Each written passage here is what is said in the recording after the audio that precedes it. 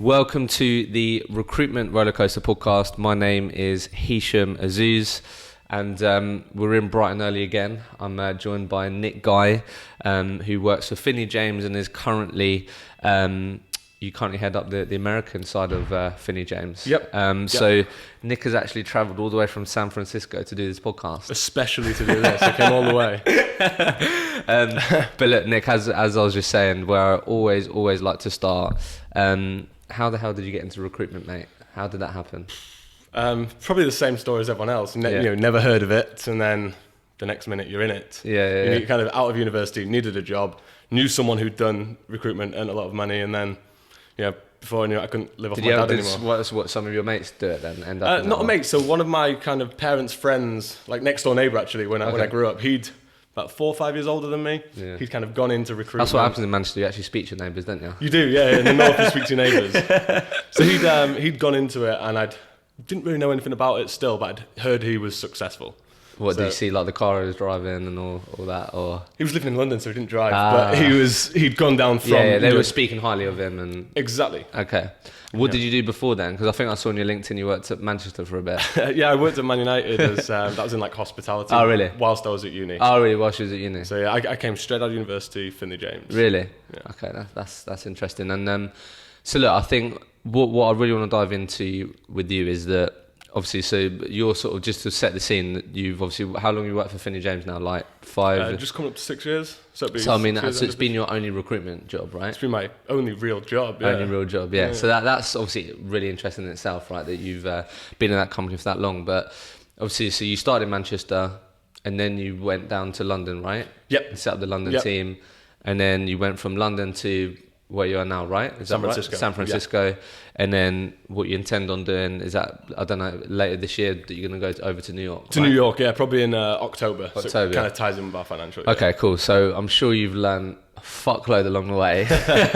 But I guess let's just, what I always like to start with initially is like, so never knew about recruitment, obviously fell into it, but how were your sort of first 12 months? Because it seems like you've pretty much hit the ground running, or you've done pretty well quite early on. So talk to me about your first 12 months a bit. So I kind of joined just at the start, roughly at the start of our financial year, and then went straight into a pure BD role. So Really? 180, pure BD, kind of hitting the phones, 80 to 100 calls a day. Did you know that's what you were signing up for?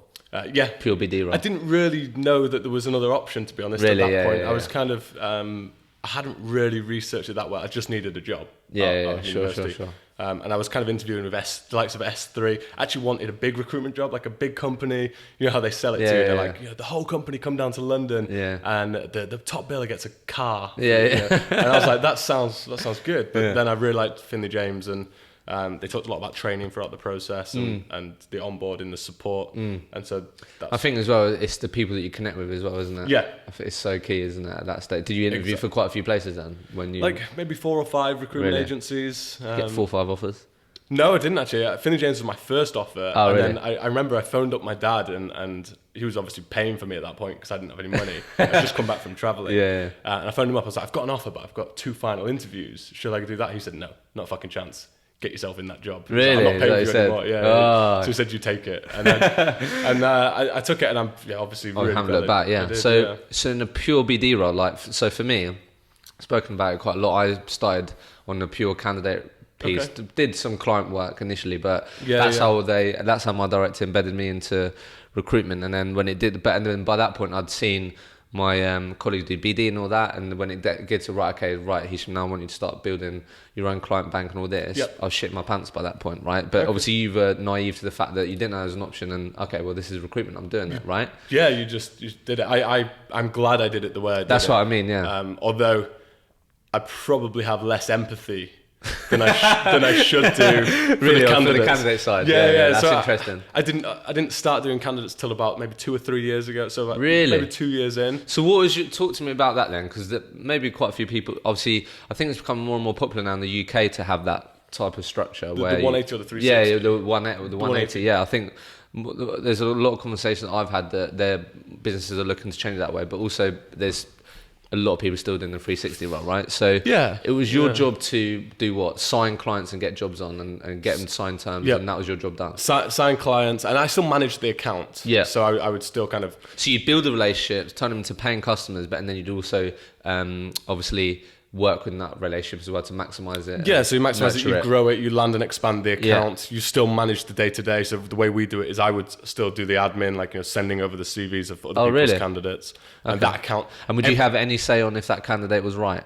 Yeah, so I decide whether that candidate gets sent in the first place. So it goes out in my... That client is in my name, essentially. So I want to make sure that it's going out because it's your reputation, isn't it? Yeah, exactly. So I guess that's all you did in the first. Well, all you did until 2-3 years, right? Yeah, for the first probably 2 years. Really? Until I moved to London. Actually, it was when I moved to London in 2016. You started sourcing and picking up some candidates and stuff. Okay, let's just talk a bit about that first 2 year period, mate. Because as I was telling you, a lot of people reach out and want me to talk about business development and these things. So, firstly, like, how the hell did you even approach that? So did you have data to attack? Did you have to map out the market yourself? Or like, because obviously by this point, I guess if you're going straight into it, what did you know about tech sales at this point? I'm sure you didn't know. Yeah, that's what I mean. Nothing. So how do you know what I mean? Because that can be quite... a lot of people could have a bit of fear around that as to thinking they're going to come across stupid or they're unknowledgeable and those things. So how did you approach those first 2 years? Just got on the phones, you know. Really? It's simple. Like, you know, we had really good training in that they gave you the questions to ask, and it's never. You don't need to know about the tech, and you don't need to know because we're experts of where the people move within tech. We're not experts in tech. If I was an expert in tech, I'd be a developer or I'd be selling software. So that's the best way to look at yourself. Yeah, and so it's like if I knew all the answers to those questions, they probably don't need my help. Like right now, I need to ask them questions to understand what their business challenges and their problems are. Before you can just go in and fix it. It was Finney James, and James May was my manager. He sort of hired me, brought me on, trained me up, and it was kind of trained. I was trained to ask questions rather than make assumptions. And you just spent as much time as you could meeting or on the phone. Really? And I'm a classic salesperson who hates admin, so I would spend all my time on the phone rather than sending emails. I just didn't like sending emails and in-mails. You just liked obviously having the conversations. Okay, so let's break that down a bit then, because I know. Okay, so did you sort of detach the outcome of the calls? Do you know what I mean? Because it's great having. So what I mean by that is, I like the intention of all I'm doing is asking questions, right?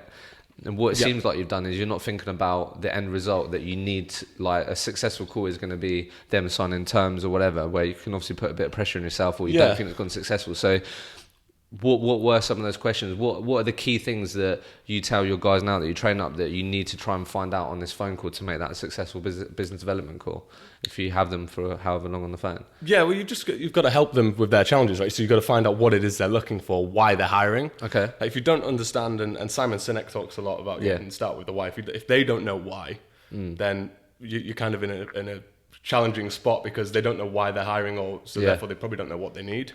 So for you, it's very much you are hiring, but why? That's what you really need to tap into. Exactly that, and we want to understand the brief fully. You know, if you just get sent a job spec, which a lot of agencies do, and it's an HR job spec, then you've not got enough to really. Because that was going to be my next thing, is like, also, I'm sure you learn this, you got to work the right jobs, haven't you? You've got to get the right jobs in, and that's a big part of that, isn't it? Exactly, and we have to qualify the client. You know, sometimes we do turn people away, and not every client is right for us, and vice versa. Okay, cool. And what did it look like in terms of? So did you just have a bank of data that you could call then, like, or did you map things out and then just a bit of both? So when you first started, it was kind of like, while you're going through your training, here's a list of numbers. Oh, fucking call them. Really? And it was just like, make 80 calls, and I would try and connect with them. I'd have a script that I'd go through, and I would try and pass it to someone who was more senior at the time. Really? Yeah. That sounds intense, mate.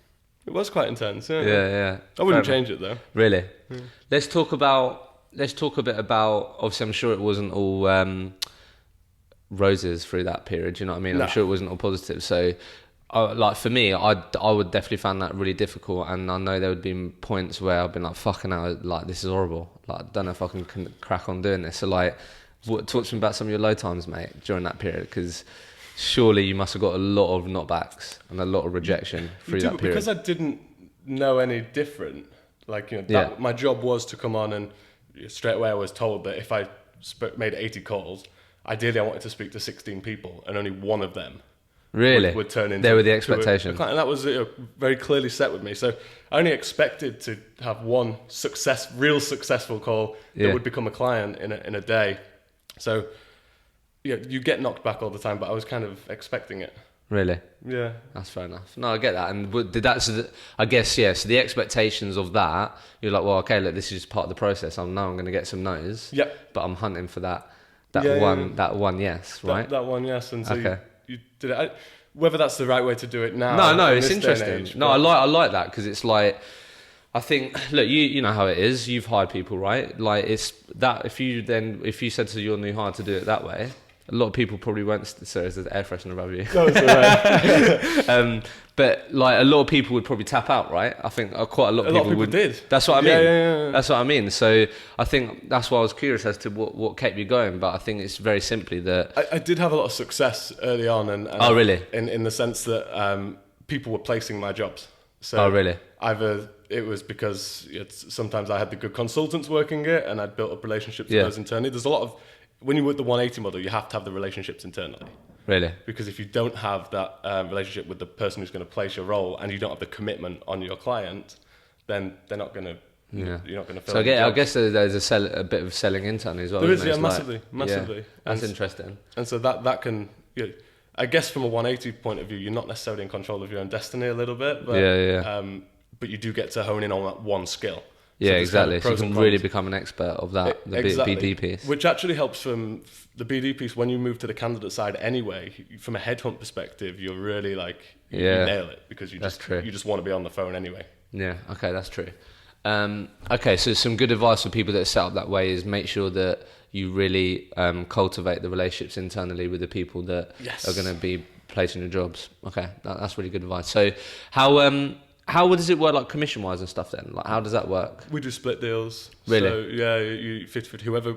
Who's the client gets 50%, and whoever gets the candidate gets 50%. Okay. We do have some more sort of slightly different models that have sort of grown in now, but at the time, that's what it was, yeah. Like, we have some people where we have like a client manager model, where one of the BD guys brings on a client, passes it to a consultant who's going to then manage it and try and fill it, and then it's a 25. So literally 50.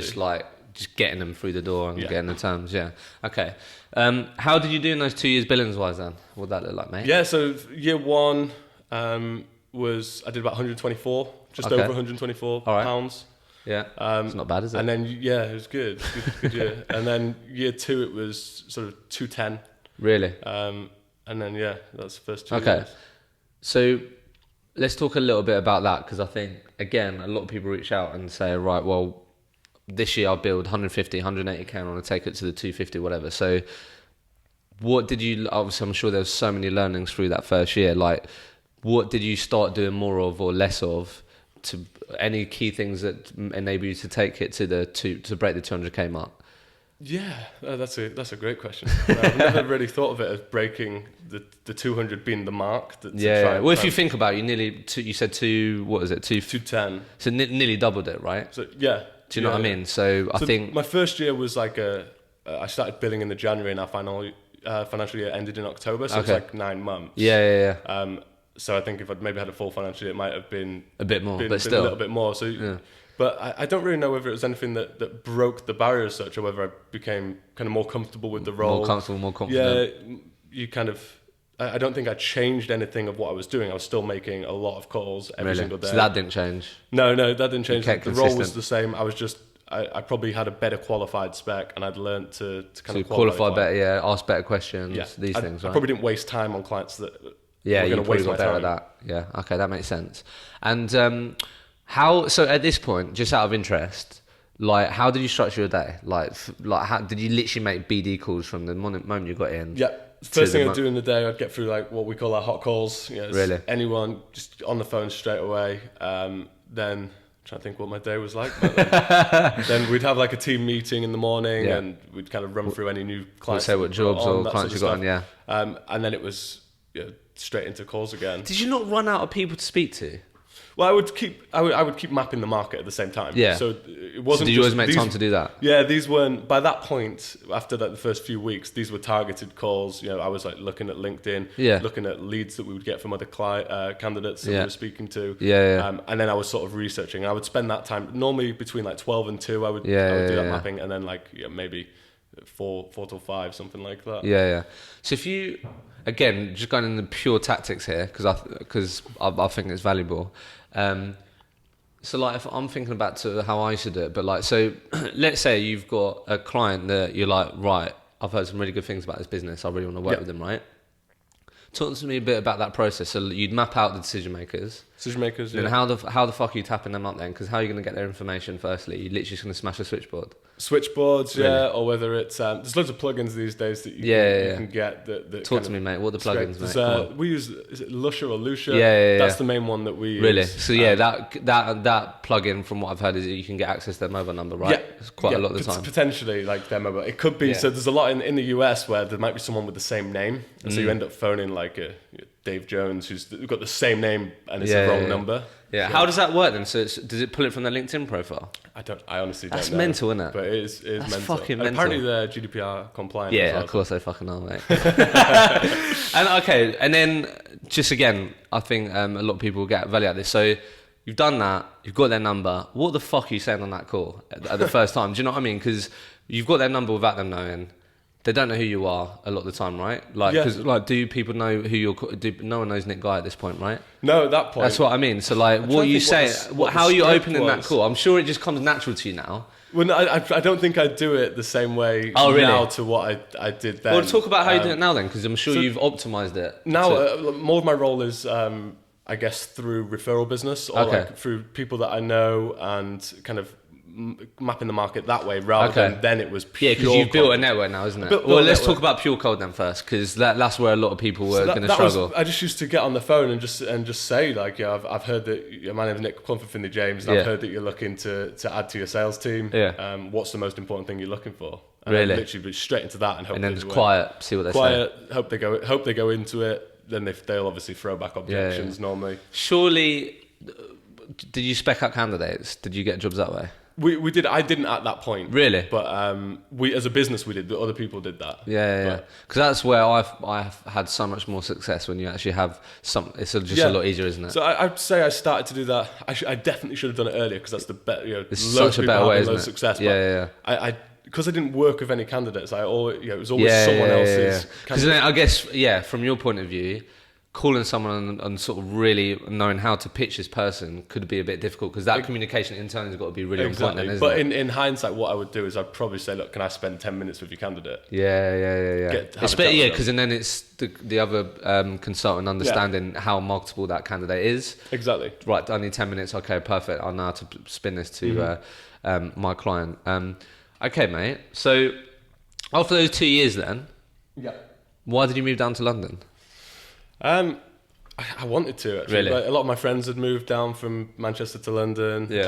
And I'm from Yorkshire originally, and all my friends that I'd sort of grew up with, they'd moved and lived in London. So if you moved to London, you made it. You've made it. You've made it in Yorkshire. I just kind of wanted to experience it as well. Bigger city. And, totally. And I loved London, so I'm glad I did it. Okay, so and then how long was you in London for? It's just under 2 years, around 2 years. 2 years, yeah.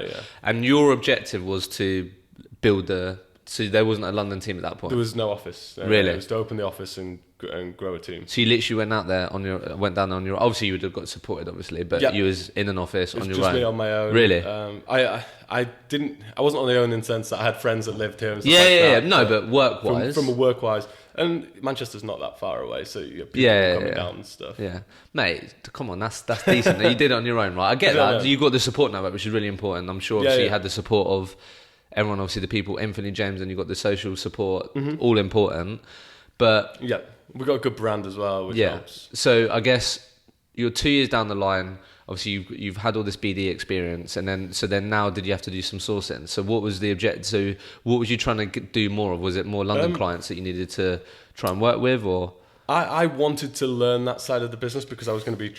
I'd built a team in Manchester that was pure BD. So oh, really? That was so you built people underneath you? In Manchester. So I'd built a team, including Ben and Nadia, a few of our team members there. So I'd built that team, but none of them were consultants. So I wanted to, in London, my job was to bring up like consult BD and delivery.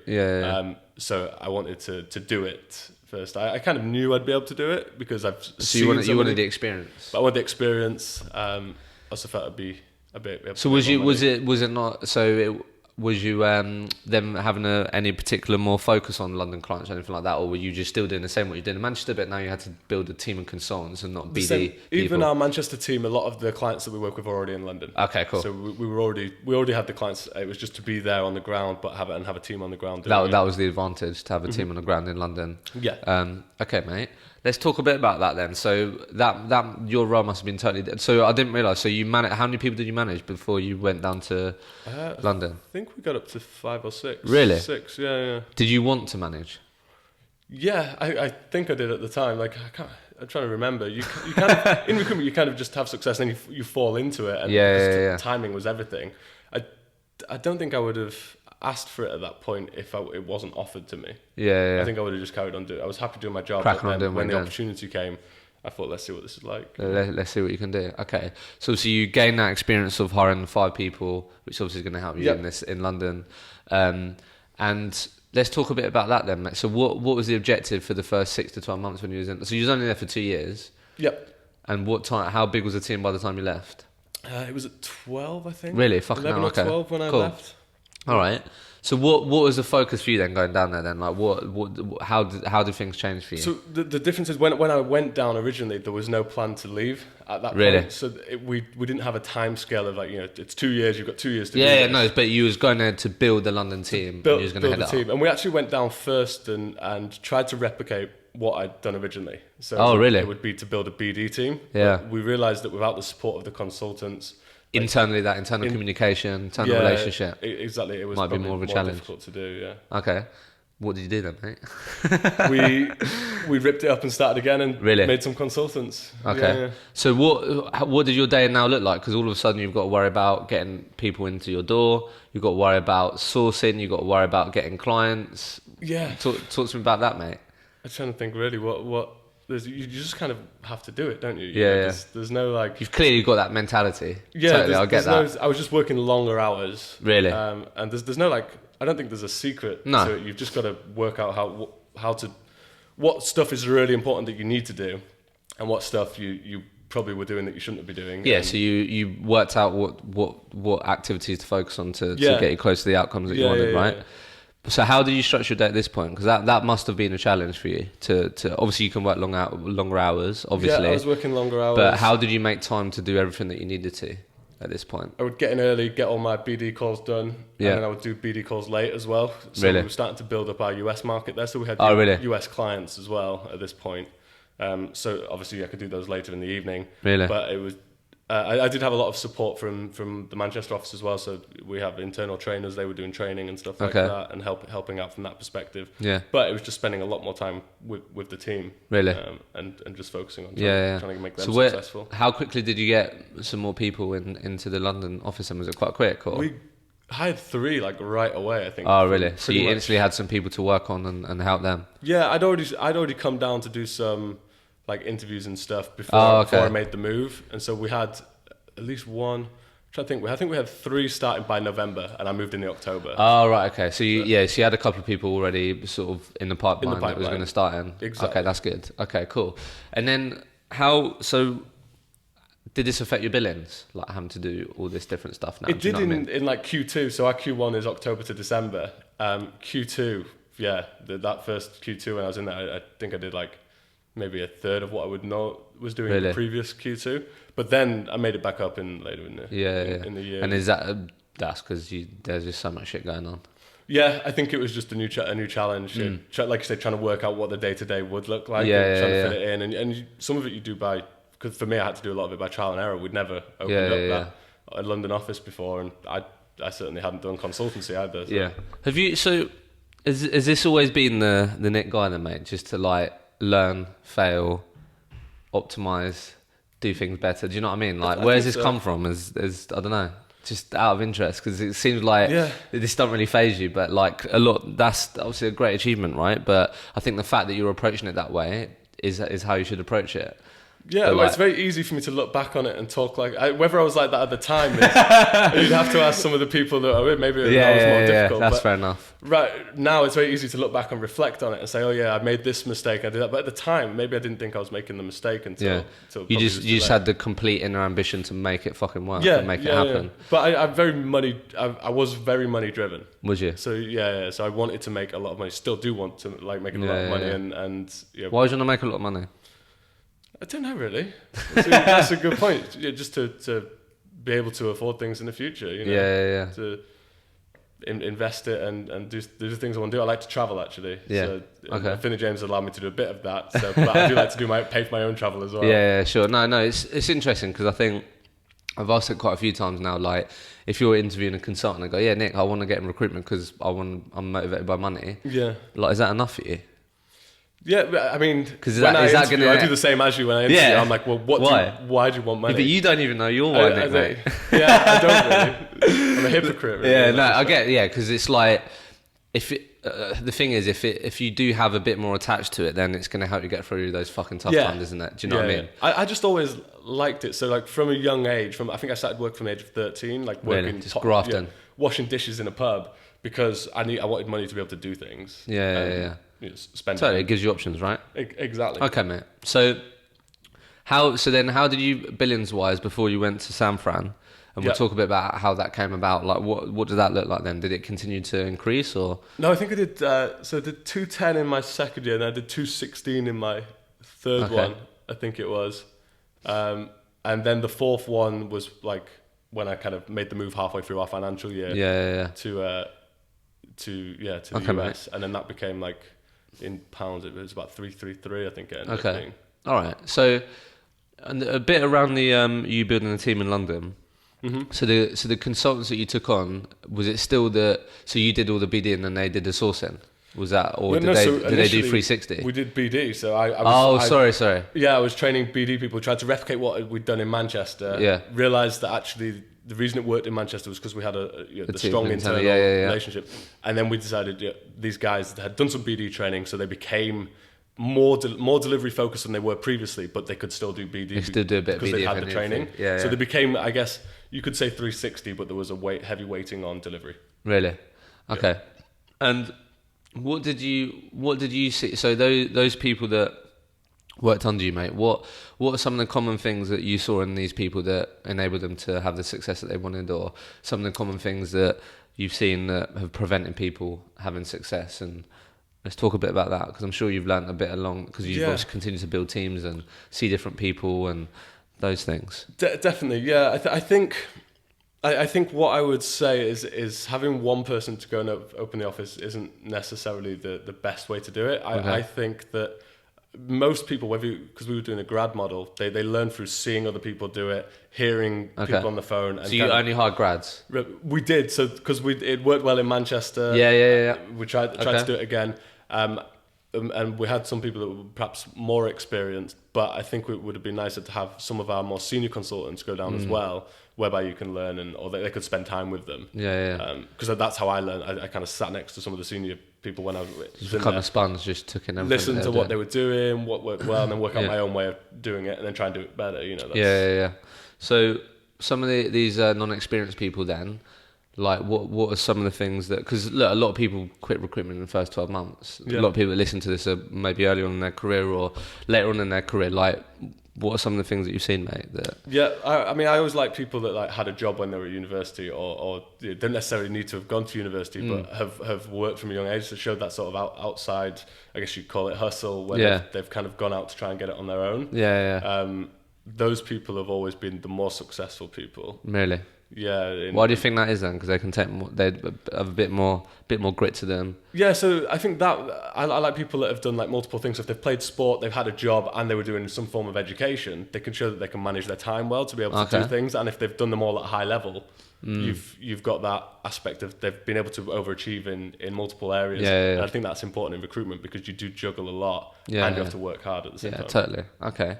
So and then So how much American business were you doing before you went to America? Did you have quite a few American clients? I did have quite a few. I couldn't tell you the percentages. No, that's cool. That's cool. But did that just happen naturally then? Like, did a lot of your UK clients have American arms to their business? Or? Yeah, I actually started it when I was in Manchester. There was a consultant that worked there at the time, and I that started. We used to stay late on it, so we'd start late on a Friday, and we'd stay late on a Friday. Fucking hell. And we'd work Committed, till mate. We'd work till like 8 o'clock. Yeah, really.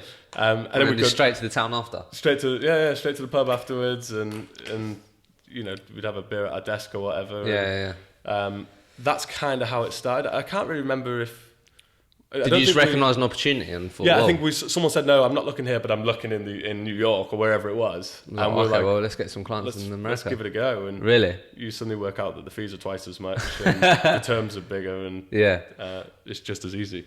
So, mate, let's talk a bit about this because I think I have weekly conversations now with recruitment businesses that are opening American offices. Yeah.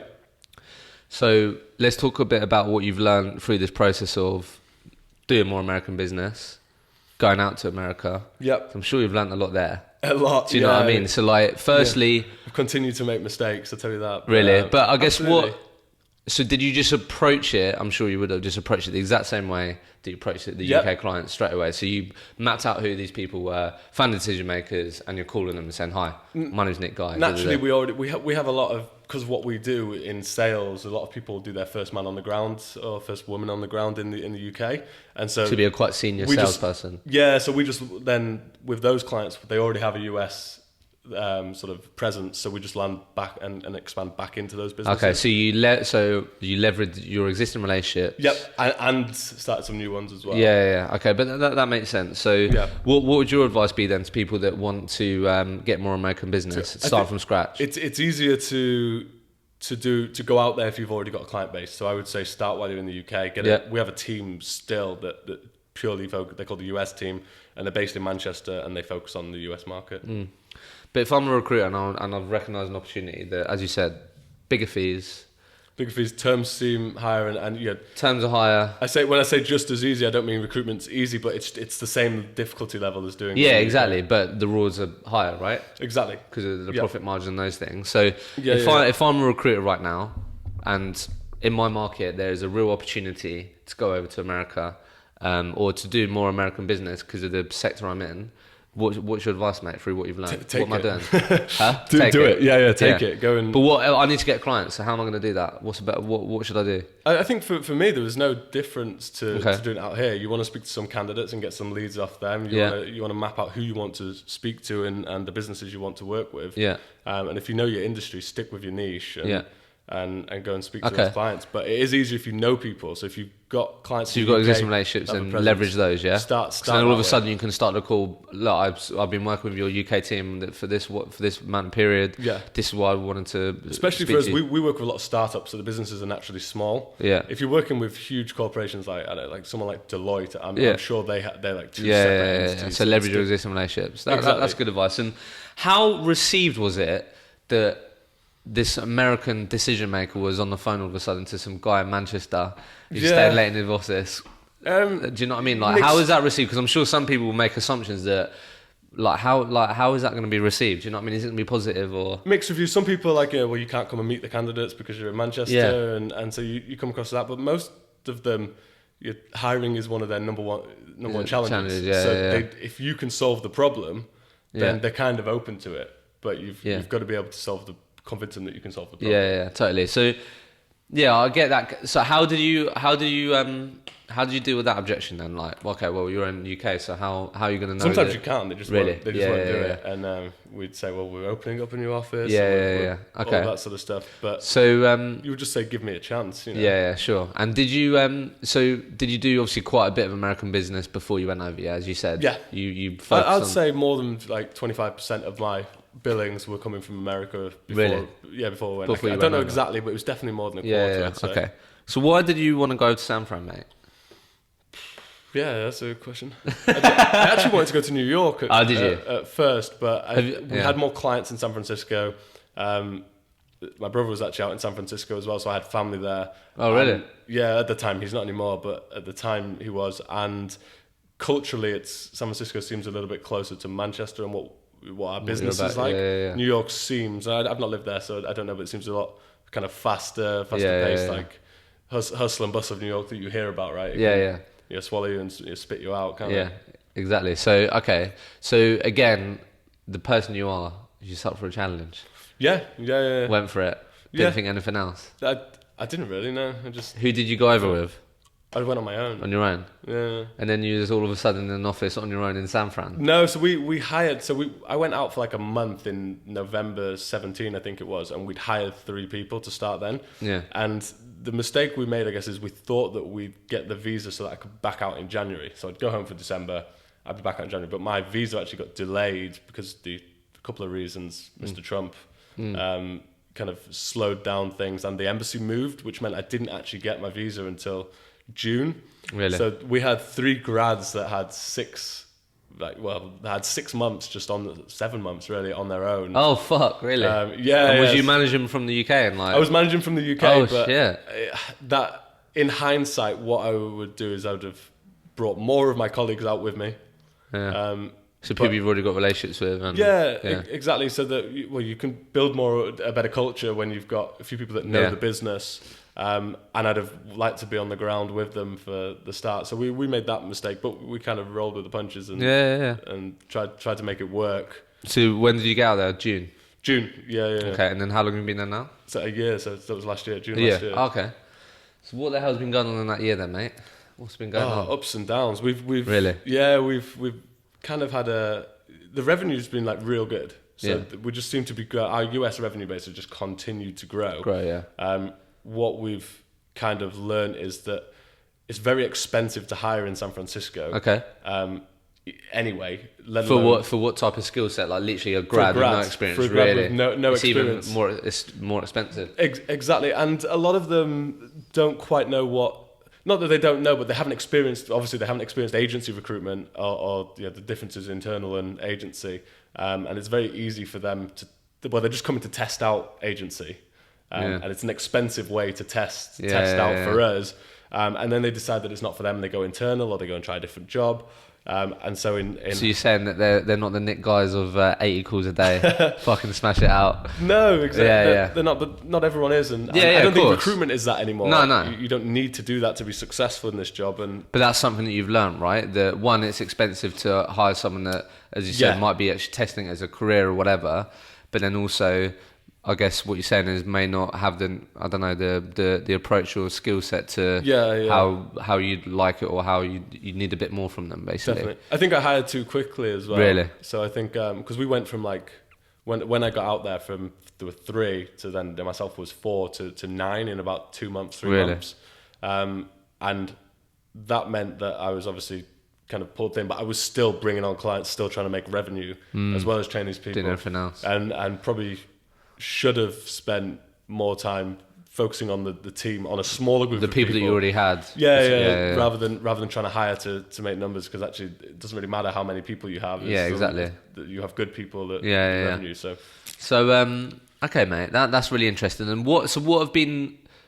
I guess that's just sort of the nuances of people that have worked and grown up in America, right? So what are some of the things that you picked up on around that then that you now look out for, or what are some of the differences? Yeah. I think I'm still learning that. I don't think there's an answer to that yet that I've worked out, but there are some differences in the work-life balance is very different. In what way? In California, particularly, people will like come in other offices. They come in at 9 and they leave at 3:30. Really? Which is very different to what I'm used to in recruitment here, where it's like you're in at 8 and you leave at 6 minimum sort of thing. It's probably less like that these. I know what you mean. Recently, but it's so it's a bit more relaxed and it's a bit more. It's just okay. It's like that, but I don't think that the challenges of hiring are any different. I experienced the same challenges with people in the UK as I am out there. But I guess, did you have to like position the opportunity differently? Do you know what I mean? Like, did you have to talk about recruitment in a different way? You have to talk about recruitment in a different way. Kind of the differences between agency and internal I had to talk about a lot. Because isn't that like corporate they call it? Is that internal or not? I've not heard it called that. They might do. Oh, really? I've not heard it called called that, but yeah, they might do. Because I've heard like corporate recruiter, like I've seen that quite a lot on LinkedIn and stuff. I have seen that. I think that's from a job title perspective. They might do. Yeah. Okay, so talk to me about some of the sort of experiences that you found from now work in America, live in America, and obviously, so I'm assuming quite a lot of your business. Do you still obviously have UK clients? I do. I have a couple of UK clients. Really, but do you have predominantly now American clients? Predominantly. So what have you learned through that process, mate? Like, how have you? So obviously, I know there's no difference in terms of the tactics and how you're approaching it, but like, why is it? Do you think that they're willing to pay more fees? What do you know what I mean? Like, what I mean, I've had a few conversations around it, but what's your perspective as to why people are willing to do that? Yeah, so it's not always the case that people are willing to pay higher margins. I think as a general rule, our margins are probably higher, but the salaries are higher. So San Francisco, as I mentioned, it's more expensive. Therefore, when you charge a percentage it's of all salary, relative, isn't it? Naturally, it goes up. So it's... and have you just focused in the state of San Fran, or have you tried to do We do across the whole US. Really? Yeah. Because we'll get a lot of clients where they'll build a sales team, and it's like, we want one person in the Pacific Northwest, one in the Bay Area, one in New York, and so you kind of help them all. But surely you've got a focus though, surely, because it's so big. Yeah, so we focus on the sales vertical rather than anything that's related to the sales role. Yeah. Okay. So I guess how are these? What's the difference in terms of the perception of recruitment over there? Then do you think that you've picked up on? Because look, in the UK, it doesn't have a great name whatsoever. So do you know what I mean? I think people really... Like, there's a lot of people that want to get into recruitment, what they've heard about is it's not like they don't see it as a sales role very often. Really? I think it's more about we want to help people with their careers, and I'm an advisor, and I'm that so we're kind of educating them that the agency side of it is actually a lot, although you do that. Yeah, the helping parts of element. It's a sales role, you've got to get on the phone, you've got to make things happen, and you run your own little desk and your own business. Yeah. But I think there is that perception that you're helping and you're a career advisor, career coach kind of thing. Yeah. Fucking hell, I definitely didn't feel like a career coach, did you? Not at all. Jesus Not Christ. What I was going to say. Okay, cool. So slight segue, because I know we focused on sort of you building teams and your experiences through that. I see a lot of you online, mate. Obviously, it's something that I'm really passionate about, personal branding, these things, and I talk about it a lot on here. But how is that? I mean, I feel like you're pretty consistent. You sort of understand how you want to be perceived. You're communicating well. Like, how has that helped you as a recruiter? Do you know what I mean? Because I think that's a big part of how it's changing.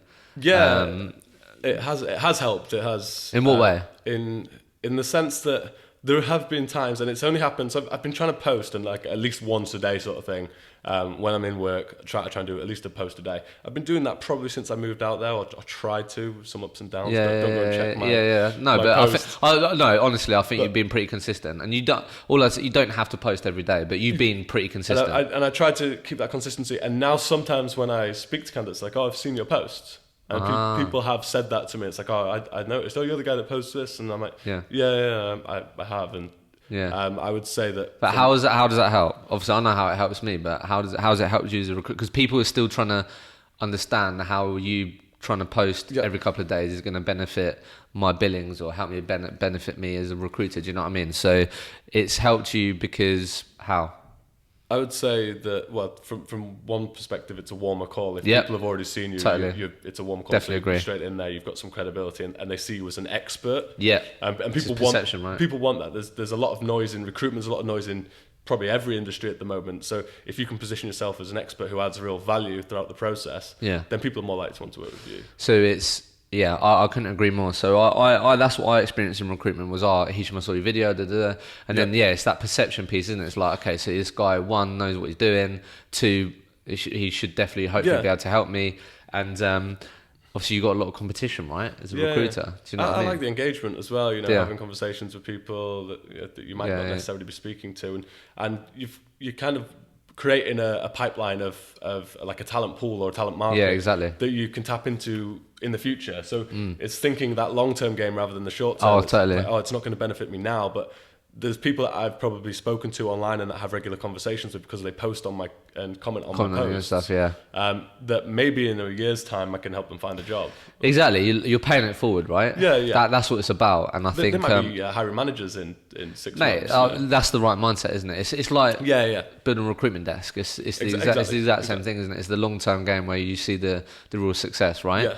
Yeah. I've seen successes from others that do it well in like this. So people that focus on building the sales, there's a few like people that I've seen do it really well, and I also like that idea. And what in your market? Do you mean? I wouldn't say they're not recruiters, but they might be consultants that help the similar sort of clients to what we do. And they try and position themselves as experts in sales. So you've learned from that. Yeah. Okay. Absolutely. Cool. No, that makes sense. How do you look? You've been in recruitment for quite a while now. I know, obviously, you're probably someone that's super focused and cracks on. But like, how do you see obviously you're moving to New York? Seeing this is exciting. Yep. So I'm really excited about that. How do you see recruitment changing over the next couple of years? That's a good question. I think maybe a couple of years. I'm not sure whether it'll change that much, but I think there'll be less of an office focus. Really? I think I see a lot and hear a lot of people talking about work-life balance and be able to work, the flexibility to work from home. What, 9 till 3:30 hours? Yeah, that sort of stuff. But it's that flexibility, the time that you would spend commuting. Why you need to do that, and I think there's a lot of people that are posting about that at the moment. I think you got to know what works for you as well, though, isn't it? Like for me, I would find it really difficult sitting at home in my underpants, like I need to be around humans. Like I know that. Whereas, do you know what I mean? Like, I think you've got to have some self-awareness. Self-awareness is important. Do you know what I mean? You've got to have some self-awareness as to what works for me and what's going to enable me to have the best success. But I think it's going to be, because there's so much noise in the market, and you'll probably have the stats better than I do about how many agencies are kind of coming up. You've got to position yourself as an expert and add value. Yeah, totally. And it's now what we would have traditionally probably added throughout the process. This is a feature or a benefit of what we do. You've now got to do before the sale even starts. Totally. And I think, just to add on what you're talking about there, I think everything that you post and all these things, it doesn't replace you doing what the fuck you're great at, which is building relationships. No. Do you know, it just helps it. Do you know what I mean? Yeah. So it's about combining the two. It's never, for me, it's not going to replace the proactive calling, having the conversations. But as you said, so LinkedIn's now like your online. It's your reputation, right? Exactly. It's your brand. So people will check you out there for credibility as well. Totally. So if you've pitched them on the phone and they're like, is this guy an expert or is he just another? Sitting in his living room in Manchester, just trying to make some money. Exactly. But he'll go check out and say, oh yeah, he's got loads of engagement. Yeah. So it's credibility too, I think. Okay, mate. So look, conscious of time. Quickly, before we finish, what I always like to ask, and I know I've sort of tried to ask you about it already, but do you do anything yourself to invest, like personally, on your own development, like mindset and stuff? Because Manchester to London to San Fran to now New York. That's some real shit, mate, to deal with that. Do you know what I mean? Like, I know maybe it just comes natural to you, but do you make time to invest in yourself? And do you know what I mean? Like, so I think I know what you're talking about. So I guess I do, from the sense that I listen to a lot of podcasts, and I try and consume as much content as I can from a learning point of view. Yeah. I think you do too, but I listen to a lot of Gary Vee. I really that's when I listen to his podcast, I started getting into more of them and kind of listening to a few other people now as well. Yeah. But, so you do make time to invest in yourself? I try to read as well. Yeah, because I think that all of that, like, you're gonna, obviously you'll learn it through the way as you go on, but you're gonna have to have some real solid, I don't know what you're gonna call it, habits, tactics that you can lean on to help you fucking get through those times, right? Because it's gonna be tough. I think having a mentor is. Do you have a mentor? I have two. Yeah. Really? Yeah. And outside of Finney James? One is now Andrew McCaskill. Okay. We'd only done a couple of sessions, and then he ended up joining Finney James. But wow. So he's still, obviously we work closer together now. How did you get a mentor? Because there'll be a lot of people listening. I'll put people in touch with people. I just went and asked. So the other mentor that I have is actually a British guy in San Francisco, and I just went and asked him. Okay. And I said, look, you've clearly been successful, and you've kind of gone through. He's outside of the recruitment industry, but he's set up an office in San Francisco. Yeah. So I think I could learn a lot from an outsider's perspective. And so did you literally just position it from like, look, I feel like did you sort of position it anyway, like what's in it for, I don't know, do you know what I mean? I think it's I've never been asked to be a mentor, but I would, from what I've heard from the feedback, it's a flattering thing to be asked. Totally, Yeah, so I think, so you literally just reached out, LinkedIn, or just phoned him? I just phoned him and did just you? said, Obviously you picked up the phone. I already knew him, so... Oh, did you? Yeah, which makes it a little bit... How did you position that then? Because, again, trust me, there'll be a lot of people listening that are like, you know what, that I think I'd really benefit from having a mentor. So, actually, identify some people. LinkedIn have just done one in the US where they've sent out an email where you can be a mentor, and I think really? it's important to give back as well. So I'm going to this... In the US? That's interesting, so really? They're running an event on like the 30th of July or something where I've signed up and said that I will go for whatever the 1 hour period is. And then it's to mentor like grads or whatever. Yeah. And how has that helped you? I would say it's just... Sometimes it's good to just talk about things, to bounce the ideas, particularly for me, when I was sort of 8 hours behind on a time zone from our headquarters. If business challenges come up, it's just good to bounce it. Like, this is what I'm thinking. Am I going crazy? Yeah. Am I overthinking this or whatever it is? And having an outsider's perspective, someone who's not in the industry but has built businesses, valuable. Was real valuable because you'd think of things that I wouldn't. Yeah, I think that's really interesting actually, because I think more recruiters could benefit from that, couldn't they? They're actually getting someone who maybe hasn't worked in recruitment or whatever, get their perspective as to how they could build their business or their recruitment desk or whatever. It's the same, right? As when you join the business, you always try and sit next to the top biller, learn what they're doing really well. Well, not everyone would do that. And maybe naturally you did that, mate. Yeah, we were a small office in Manchester, really? So I was kind of sat with everyone. Yeah. Fair enough. What before we finish then, mate, obviously excited about New York. Yep. But what else is going on in your world, mate, that you're excited about? What's going on?